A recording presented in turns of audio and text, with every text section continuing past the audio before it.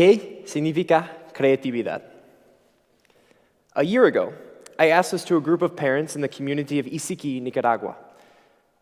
A simple question: what does creativity mean? And one mother, who, come to find out, could neither read nor write, responded with this.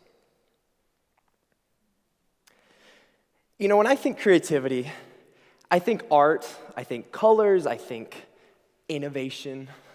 I think trying so hard to come up with some original idea that nobody's ever thought of. That I forget that the simplest and the best models for creativity are all around us. Our children.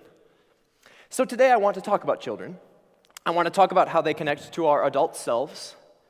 And I want to talk about how, as a community, we can come around them and support them in their creative development.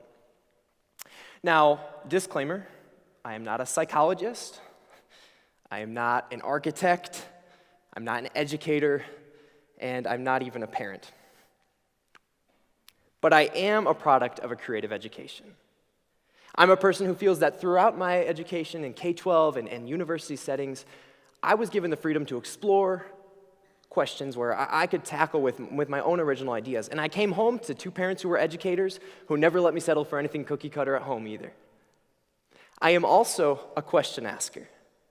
And these questions have led me to a few years of international travel, collaboration, and wrestling with some pretty complex ideas that I don't know if I have the answers to yet.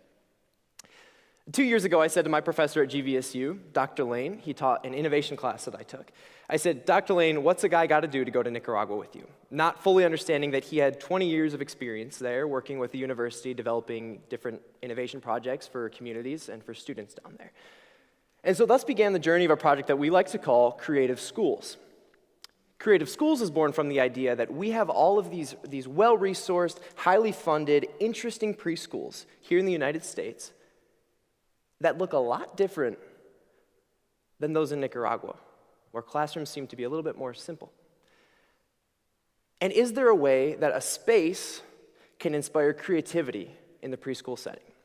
So fast forward to now, 25 days ago, I returned from a 2.5-month stint in Nicaragua, where I was spending time with the community of Isiki, learning their thoughts, their needs, their desires about the ideas of creative education, creative preschool education in their community. Now, I work for an architecture firm in the area, and I help schools develop communications about the upcoming building projects. But all of these things have revealed one more thing to me, and that is I am also a person who wishes he was more creative. And so today I'm hoping we can talk about creativity, become more aware of it, be more motivated to foster it in our children, and be more understanding of how spatial design can play a role in creativity.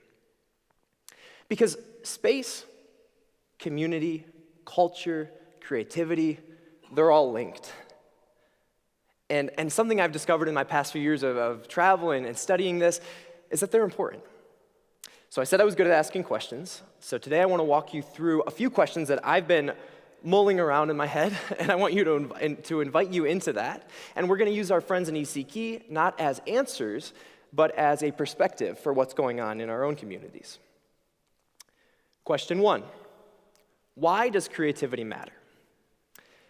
Now, before we get into any facts and figures, could I have a show of hands of everyone in the audience who would say they have a creative outlet? It doesn't have to be regular, it doesn't have to be elaborate, music, art, dance, practicing your Elvis impression in the shower when no one's home. Okay, could you keep your hands up? Now keep your hands up if during or after this activity you feel good, like it's a net positive for you. Okay, take a look around real quick. Okay, thank you. You can put your hands down. So we don't need science to tell us that creativity is just a good thing, right? I mean, we know that. But there is plenty of science that backs it up. There's scores of data. There's scores of TED Talks even that talk about how creativity improves mental and physical health. It's connected to general well-being. It reduces stress. It better equips us for the future. And so right there's a practical element to creativity too. Last year, Forbes published the top 10 characteristics that employees are looking for in the next 10 years. On that list, creativity, flexibility, curiosity and continuous learning, critical thinking. So clearly this is on the mind of the future work environment, right? So this matters. And we see this in education as well. There was a 2019 Gallup poll done that said that 75% of teachers who are using these creative, hands-on, project-based learning activities in their classes are seeing their students show developmental goals, like utilizing their own unique skills, developing self-confidence, developing that problem-solving and critical thinking. Our kids need creativity, and we need to figure out how to leverage creativity to inspire joy, inspire motivation for learning, and to better equip our students for the future. That brings us to our next question. Where did childhood creativity go? Now, I would wager that when you look at this question, you think, you're right, when I was a kid, kids were different. We played outside, we had more ideas, we were creative. Now they just sit inside on TikTok and YouTube and who knows what. And listen, you have a point. There was a test that was developed in the 1950s that's called the Torrance Test for Creative Thinking, and this measures creativity on a global scale. And a researcher at William and Mary a few years ago put these numbers together and found that between 1984 and 2008, 85% of students in 2008 scored lower on the area of creative elaboration, which is the idea of taking something that exists and expanding on it in a new or novel way. 85% of students, or 85% less students scored in 2008 than in 1984. Okay, that's a big number, right? So you have reason to be concerned, and you have reason to think these things. But I'm not here to talk about global doom and gloom. I'm here to shift the question a little bit. I want you to ask, where did my childhood creativity go? Let me give you an example. Behind the preschool in ECK, there's a group of rocks. There's some open space, some trees. And when I first saw this, I thought, wow, how great. The kids have some nature. That's awesome. Good for them. Creative. When 3-year-old Walner saw this group of rocks, he saw a motorcycle. And when 5-year-old Iana looks at Walner, she sees a horse. I don't look at these things this way, right? And it reveals to me that something's different now than what it was when I was younger. And Dr. Kim's research also echoes this. She titled it the creativity crisis, because across the board she's seeing, in Americans, individually, creativity decreasing as age increases, especially between kindergarten and 3rd grade. So my next question is, what's the difference between preschool then and 1st grade? Tell me why, in ECK, though it be simple, the preschool classroom looks like this, it looks like this, and it looks like this. Right? The kids are on the floor, they're coloring, they're collecting things, they're exploring nature, they're playing. And then the 1st grade classroom looks like this, where the students come in, they're told to sit in a row, they're told to be quiet and copy what the teacher wrote on the board. The difference in age between preschool and 1st grade in Nicaragua is about 3 months. So what did we think happened in those 3 months? And I'm not here to bash Nicaragua, right? Because the same thing happens here. Tell me why our preschools here in Holland look something like this, something like this. This is an outdoor preschool. And our elementary schools here in Michigan look something more like this. And our high schools even can look like this. What message does this send to our students? To me, it doesn't exactly scream, we love creativity, right? To me, it's saying that even though we know, and we do know, and we've known for years, that creativity drops as we get older, we still change our expectations as kids grow, and we put them in these environments where there's only one way to do things.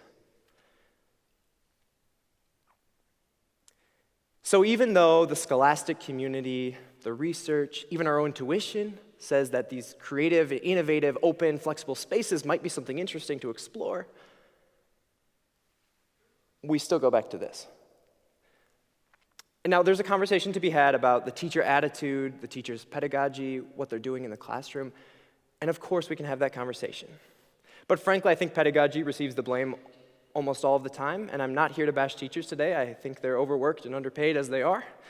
And I'm here to suggest that maybe that teaching isn't the only thing to talk about. Maybe it's time we hold the space accountable as well. But what can a building actually do? Is there really a difference in the learning outcomes, in the creativity levels of preschool students who go to school in a classroom like this one in ECK, where the building is simple, it's 4 concrete walls, the floor is tile, it's used as a library, a storage room, a lunch room, and a space for the community high school to come in on the weekends and use. And they ask that the teachers don't move anything, right? So is there really a difference between a space that's simple and multi-use and maybe not what we think of when we think of a great classroom? Is there a difference between that and something like this or like this that seem to be beacons of inspiration and design and innovation? Would something like this really make a difference? And now, I'm not here today to speak to these specific classrooms. These are just examples I pulled up. But I am here to say that the research seems to point to the idea that there is a difference in space. And I'll give you 3 examples. So in Taiwan last year, two researchers conducted a study that showed that in urban environments, elementary students who were exposed to a certain level of nature or perceived naturalness, they scored higher on tests of creativity. So there's nature that plays an element, clearly, somehow in this. There's also the idea of flexibility. There's a case study at Iowa State University that rearranged the classroom. They replaced all the traditional furniture, the static desks and chairs, with movable furniture. They made it more of a 360 learning environment. And they found that not only did this increase student engagement, but it increased the number of pedagogical practices that the teacher was using. So it's not only impacting the students, it's nudging the teachers a little bit too. And lastly, there are hosts of architecturally based studies that talk about how building, how site details, how interior finishes can affect the levels of comfort of a student in their environment. And comfort impacts learning, and comfort impacts creativity. So I'm not saying that space is some end-all, be-all solution, but I am saying that it is a companion and a very important instigator to education. It is a resource for comfortable environments. It is a motivator for inspiration for teachers and for students. And it provides flexibility for the students to learn how is best for them or whatever is best for the lesson. Now, I get really excited about this stuff, and when I was in Nicaragua this summer, I was feeling a little lost on, we're talking to the community, we're in the classes, I'm observing these things. I don't know where to start if we were ever to help lead towards something. And this was a collaboration with the university and the Ministry of Education down there as well. And we were just a little lost. So I called this architect who put together a piece for the World Bank about how infrastructure impacts learning environments. And he told me, you can't have anything inspirational until you address safety and security. And I thought, well, that's pretty boring. And I said, okay. He said, you ask the parents in ECK, you ask them what they want. I was like, okay, I'll ask. So towards the end of my stay in Nicaragua, I gave the parents some options. I said, okay, if we were going to start something physical here, what would we start with? Almost unanimously, all the mothers said, a bathroom. So I'm over here trying to be all inspirational, and they just want hygiene for their students, right? What does your village look like? Clearly, our community is different than ECK. And I think it's safe to say that in a lot of places here, these basic needs, they're met. So I would suggest today that maybe it's time to think about here how to take the next step in creativity and innovation in our classrooms. If it really takes a village to raise a child, then I hope we're not sending our kids off to school to the teacher and saying, that's your job. Make my kid better for the future. Come on. And I hope that when schools say, look, we have a plan, we want to implement 21st century learning, which, by the way, started 23 years ago, right? We want to implement that in our classes. I hope that as a community we're saying, okay, This is the next step. And I hope we're not saying, well, it wasn't like that when I was a kid, so it shouldn't be like that now. And I hope that this isn't something that we just put on the schools, because this is an all-encompassing thing. One of my favorite answers to the question, ¿Qué significa creatividad?, was this one. To be a good mother for my children, to teach them good values so that they are educated. For me, that is creativity. This is bigger than just a classroom, and it's important. In our adult selves, our kids see what they think the future is supposed to be, right? But in our kids, we see what the future can, should, and will be. So let's not snuff that out. Thank you.